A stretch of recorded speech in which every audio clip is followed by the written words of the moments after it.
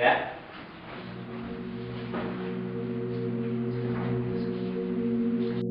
บอกว่าจำเป็นผู้ขอบอกว่าดูบอกใช่ไหม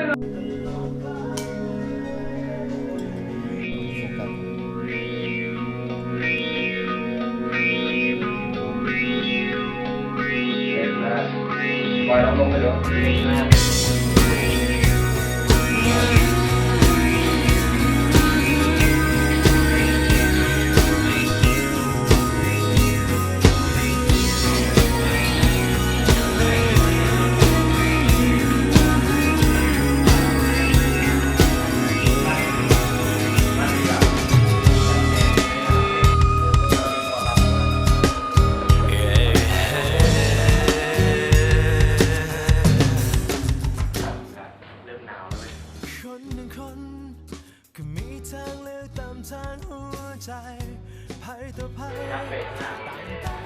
นั่งอยู่กับโซฟาค่ะ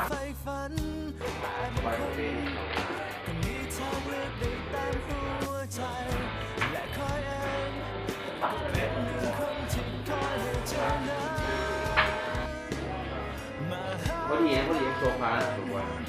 เพราะเมื่อกี้มันถูกกว่าแล้วที่โซฟา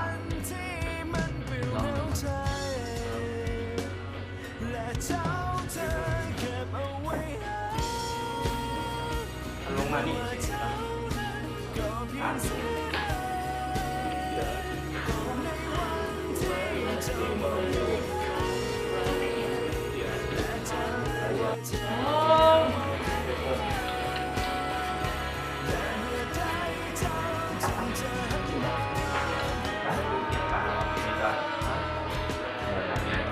เบิ่งโอเค นั่งมองเขา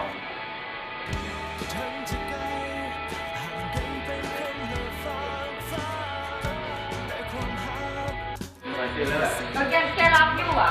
รับอยู่แบบค่อยๆมันจัดคือแบบค่อยๆก้มหน้ากันไปก้มหน้าใกล้ๆเลยนะขาดด้วยนะ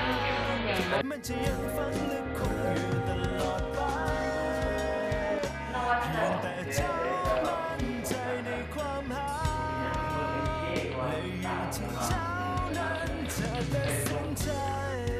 เดลี่ เดี๋ยวตัวนี้เอา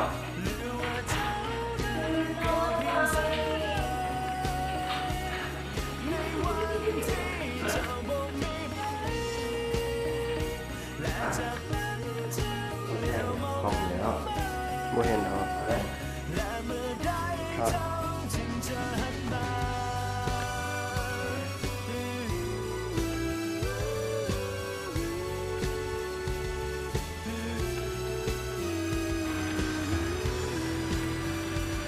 คนถ่ายบอยอ่ะ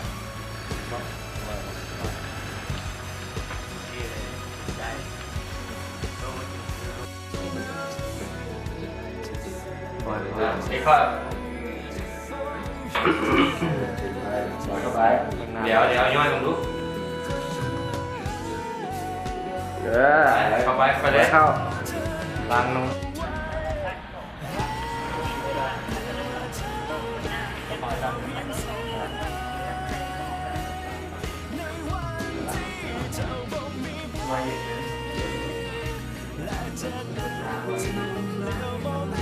โลดเชียร์เลยอยู่เตะถุงย่อยพอเตะใส่ตาแล้วแม่เราใส่ตาไม่มาบุก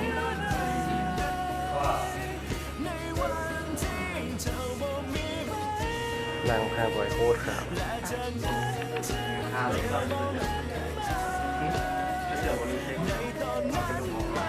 ประมาณ ตายพอดูมาแล้วตายเราก็ดูมองมาแล้วบอยไม่ได้ให้ตัวเองก็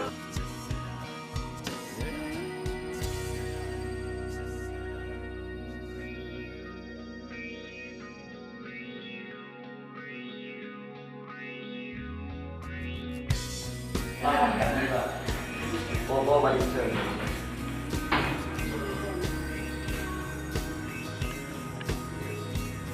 ไล่แม่แบบนั้น เฮ็ดได้หมดทุกอย่างกล่องนี้ เรียนอะไร คุณแปลปกติไหมเหรอ กิโลติกซีด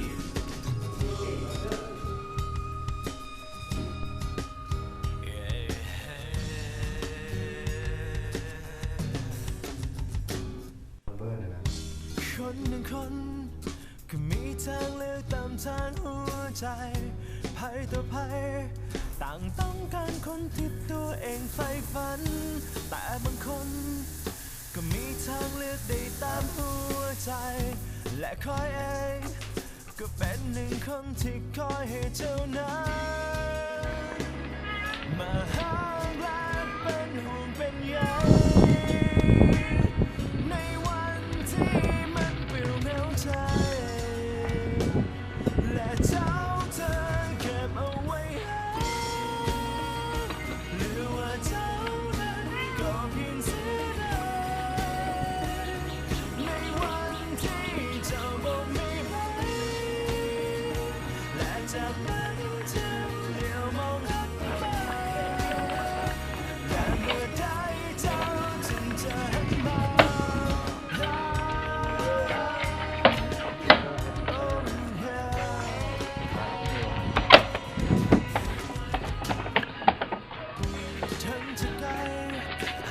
เลี้ยงยุงเฝ้าบ้านนี่เนาะกล่องตั้งกลางบ่ของพี่ เป็นเครื่องเดียว สาธิตนักเพาะกาย โอ้ยโอ้ยอันนี้ก่อน ยืนเอาก็ว่ากันเอาขึ้นมาที่พายมันเป็นเบิร์ดนะเป็นนอกเอายืนเอากล่องเด่นมาจากนี้จะเรียกแทนถูกนะ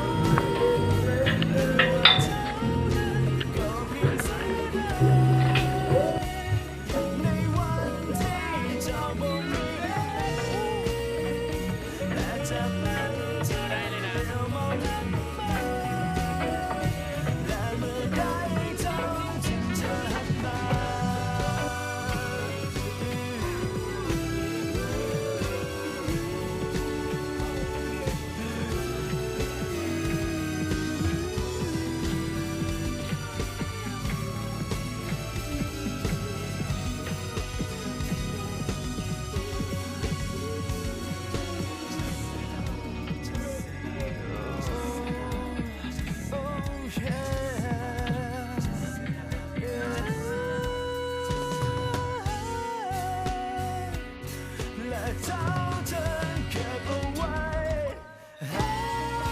หรือว่าเจ้านั้นก็เพียงเสียดายในวันที่เจ้าบ่มีใครและจากนั้นจึงเลี้ยวมองหันมาและเจ้านั้นจะเก็บเอาไว้ให้หรือว่าเจ้านั้นก็เพียงเสียดายในวันที่เจ้าบ่มีใครและจากนั้นจึงเลี้ยวมองหันมาในตอนนั้นมันอาจจะสายไป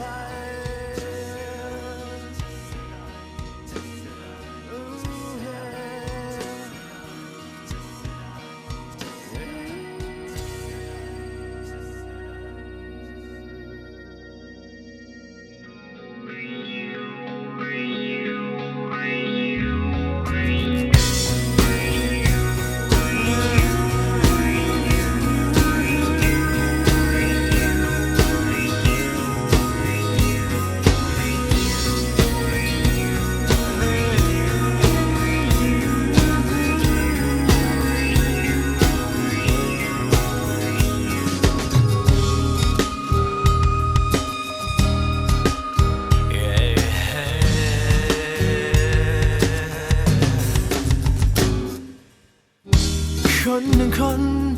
ก็มีทางเลือกตามทางหัวใจภัยต่อภัยต่างต้องการคนที่ตัวเองใฝ่ฝันแต่บางคนก็มีทางเลือกได้ตามหัวใจและคอยเองก็เป็นหนึ่งคนที่คอยให้เจ้านั้นมาหา